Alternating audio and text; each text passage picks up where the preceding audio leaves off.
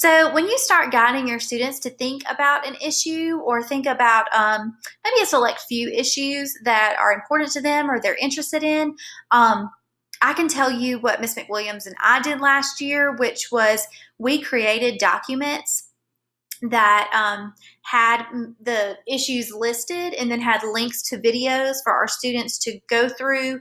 We spent, I think, a whole day or a whole class period, with each class, allowing them to just kind of watch those videos and think to themselves, oh, which issues of these do I want to take note of and look into a little bit more deeply. And so those certain things caught their attention. I had a lot of students who started looking at videos about vaping and banning vaping. I had a lot of students immediately go to, arming teachers within classrooms for protection. And so immediately, from that list, they were able to start jotting down issues that they wanted to consider looking into.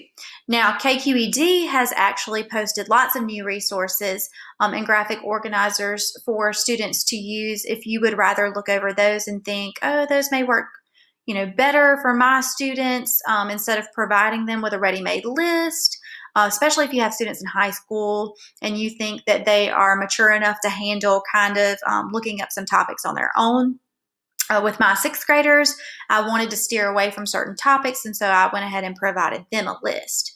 But that will get their little minds turning and kind of thinking about some of the issues that have gained some traction and become very popular over the last several years. So I will post all of those resources to our Canvas page so that you can look over those and figure out maybe what might work best for your students in your classroom.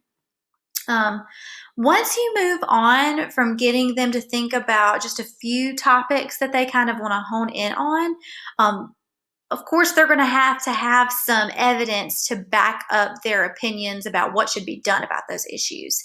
So they're going to dig just a little bit deeper into those select few issues and think, do I have some evidence that can back up my opinion about this? And so there are some graphic organizers that KQED provides for students. And one is just a graphic organizer that helps them identify like specific evidence and rank it that they may want to use for their topics. And of course, before they start looking up evidence, you may want to just make sure that your students are very aware of what credible sources are. And if you need a little bit of help with that, or if they may need a little bit more help with that, then there is a SIFT graphic organizer that actually helps them sift through information on the internet. So they won't go into lots and lots of detail about evidence. It will be very concise and to the point, but they still need evidence to back up the claims that they are making about these issues. And so you just want to be sure that they understand what credible sources are and how to rank their evidence and pick out the best information to support their own opinion. So that is basically all you need to know as far as guiding your students to explore some issues.